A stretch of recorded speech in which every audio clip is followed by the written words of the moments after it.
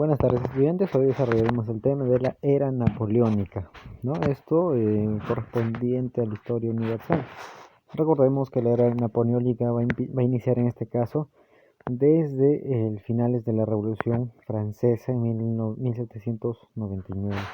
Después de dar un golpe de Estado, en este caso se va a promulgar una nueva constitución que va a establecer un poder ejecutivo integrado por tres cónsules, ¿no? De los cuales durarían 10 años en el cargo.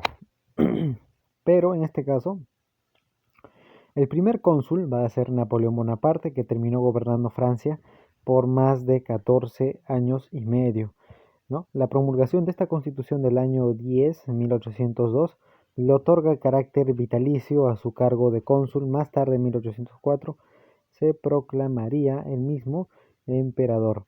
Durante el gobierno como cónsul, Napoleón Bonaparte va a buscar reconciliar a los franceses luego de años de lucha interna. Por ello autorizó a los emigrados franceses el retorno a su patria. Asimismo, también Napoleón Bonaparte intentó hacer las paces con la Iglesia Católica, celebrando un concordato con el Papa Pío VII en el año 1801. Con esto se va a lograr que la Iglesia quede subordinada al Estado francés. Ahora, entre sus principales reformas de Napoleón Bonaparte vamos a encontrar las siguientes, ¿no? Va a lograr la reconciliación con los partidos políticos y reorganiza el sistema educativo. En 1808 crea la Universidad de Francia. Luego va a lograr la recuperación financiera del país, la economía va a estar más estable, reordena los impuestos, crea el Banco de Francia y establece una nueva moneda, el germinal. También reconstruye pueblos, construye caminos y puentes y mejora el servicio del correo. Las reformas legales de Napoleón tuvieron una gran importancia, ¿no? Porque por primera vez desde Constantino, un Estado europeo estructuraba leyes mediante códigos laicos, dejando de lado el cristianismo. Su imperio, como mencionamos, va a iniciar en 1804 hasta 1815. En el año de 1804, Napoleón Bonaparte se hizo coronar como emperador de Francia por el Papa Pío VII en una ceremonia celebrada en la Catedral de Notre Dame en París. Luego de esto, Napoleón gobernó de manera autoritaria. Las persecuciones políticas y el control sobre la opinión pública fueron las notas dominantes de su gobierno, ¿no? Prácticamente Napoleón Bonaparte se convirtió en un emperador déspota autoritario. También aquí, para evitar la expansión de las ideas revolucionarias, o sea, para que no estén en contra de Napoleón Bonaparte, ¿no? Se van a formar alianzas militares. La primera se va a formar como reacción a la muerte de Luis XVI y la segunda durante el 1799, cuando estaba gobernando Francia, el Directorio, ¿no? Eh, en total se van a formar 7 coaliciones contra Francia. Veamos las coaliciones, ¿no? La primera se va a formar en 1803 entre Gran Bretaña, Austria, Rusia, Nápoles y Suecia en contra de Francia. España también y los estados alemanes estaban del lado de Napoleón Bonaparte, en tanto que Prusia persistía en su neutralidad. Las campañas militares de 1805 se iniciaron con un rotundo triunfo para las armas francesas. Napoleón entra en Viena luego de derrotar al ejército austriaco de Ulm. Sin embargo, la flota inglesa logra derrotar a la flota naval francesa en Trafalgar.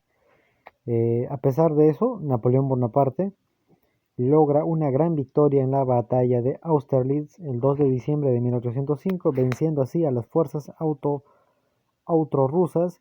Austria es obligada también a firmar la paz en Presburgo, donde se estipuló que Austria cedía la región del Veneto al Reino de Italia, cuyo soberano era desde 1805 el propio Napoleón Bonaparte.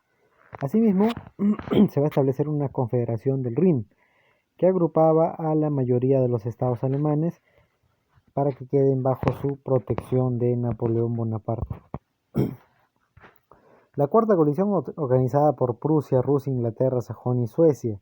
Napoleón también de igual forma va a derrotar al ejército prusiano.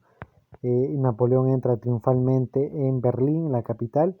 El rey prusiano y su gobierno huyeron bajo el amparo del ejército del zar Alejandro I, ¿no? Que era el rey, en este caso el emperador de Rusia.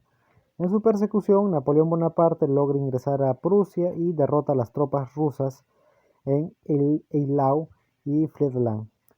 Después de estas derrotas, Rusia obviamente va a declarar, va a declarar ya su pérdida, su derrota, y estaba dispuesta a negociar con los franceses y firma con Napoleón Bonaparte la paz de Tilsit. Luego tenemos también el bloque continental que va a surgir sobre Inglaterra, ¿no? Napoleón Bonaparte va a dictar desde Berlín el inicio del bloqueo continental a todos los países que estaban en su contra, lo que significó el cierre de los puertos que eran importantes, ¿no? Donde se recibían productos de todos los lugares, ¿no? El objetivo fue arruinar el comercio inglés. Con esta disposición, Napoleón Bonaparte inaugura la guerra económica contra su peor enemigo, que era Inglaterra. La invasión también de Portugal y España. Portugal, quien se negó a acatar el bloqueo contra Inglaterra, obviamente, pues no, porque era un aliado de Inglaterra, va a provocar la reacción de Napoleón Bonaparte, ¿no? La reacción de Francia, que va a invadir Portugal en 1807, colocando a su hermano José Bonaparte en el trono de España, país al cual también había invadido. Entonces, no olvidemos esto. José Bonaparte, o conocido también como Pepe Botella, va a ocupar el cargo de rey en España. La quinta coalición, conformada en 1809 por Austria, Inglaterra, España y Portugal. Durante la campaña de ese año, Austria se enfrentó en solitario a Napoleón en la batalla de Aspern-Essling, ¿no? También al mismo tiempo se va a iniciar el conflicto de los franceses contra Rusia, que había negado la ayuda a Napoleón durante la guerra con Austria. Y así va a iniciar la invasión de Rusia. En 1812, Napoleón Bonaparte, al mando del ejército de Europa, atravesó la frontera rusa y avanzó rápidamente hacia Moscú, la capital.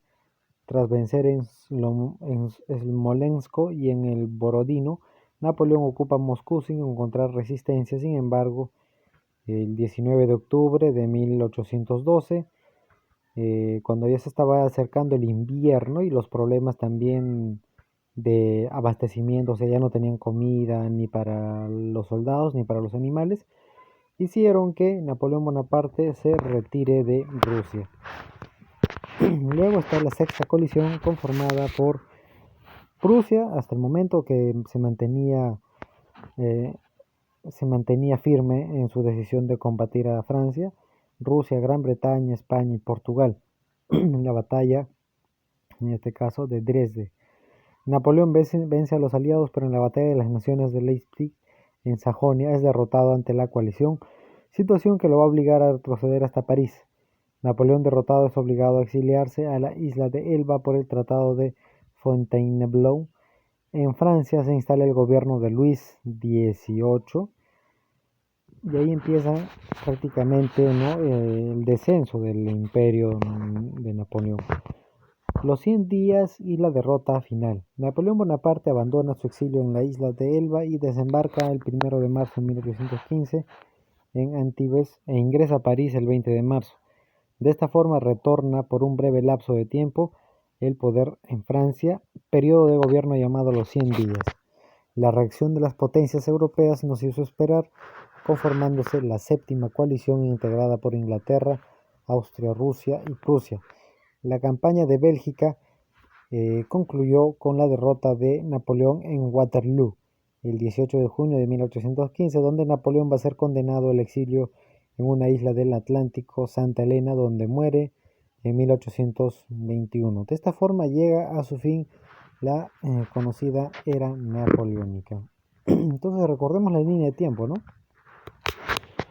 En 1799 se da el golpe de estado de Napoleón Bonaparte y va a ocupar el cargo de el emperador.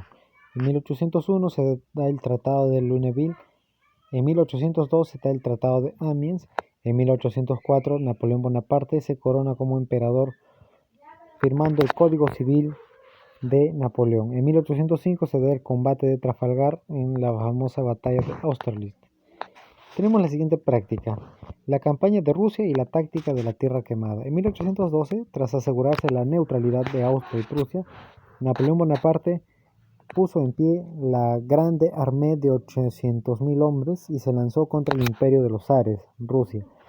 La táctica de la tierra quemada dejó que el ejército francés penetrara profundamente en el vasto territorio ruso, alejándolo cada vez más de sus fuentes de aprovisionamiento y destruyendo pueblos y cosechas, desconcertando ante aquel enemigo fantasma que no presentaba batalla.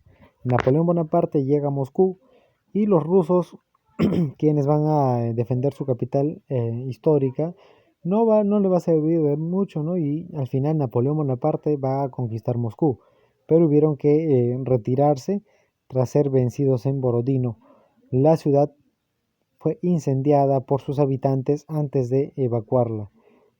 Ante la llegada del terrible invierno ruso y ante la imposibilidad de defender la larguísima línea de suministros, Napoleón Bonaparte emprende la retirada en octubre, por el frío y sobre todo la necesidad de abastecerse, ¿no?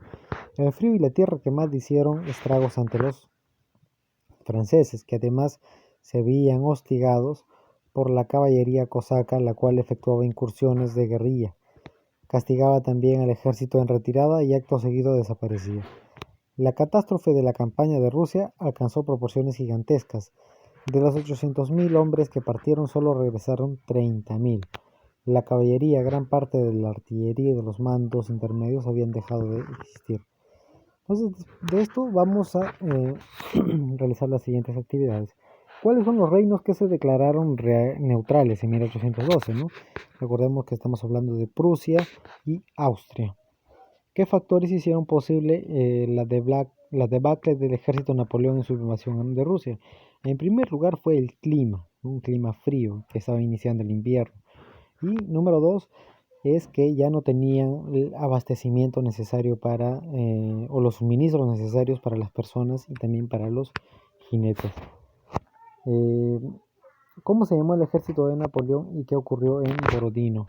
El ejército de Napoleón Bonaparte se va a llamar la Gran Armée. En Borodino, en este caso, va a ocurrir lo siguiente. En Borodino, cuando los franceses estaban ingresando, sus mismos residentes de aquí, de Borodino, van a quemar la ciudad por completo, ¿no?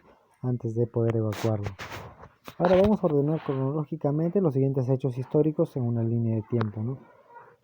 Coronación de Napoleón como emperador, gobierno de los 100 días, golpe de estado del 18 de Brumario, derrota final y la abdicación de Fernando VII en España. En primer lugar, aquí vamos a iniciar con el golpe de estado el 18 de Brumario. Luego del golpe de estado se va a dar la coronación de Napoleón Bonaparte como emperador.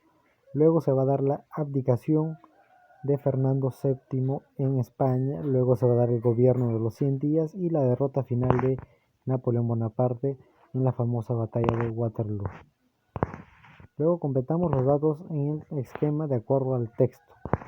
En la era napoleónica el líder fue Napoleón Bonaparte, conocido como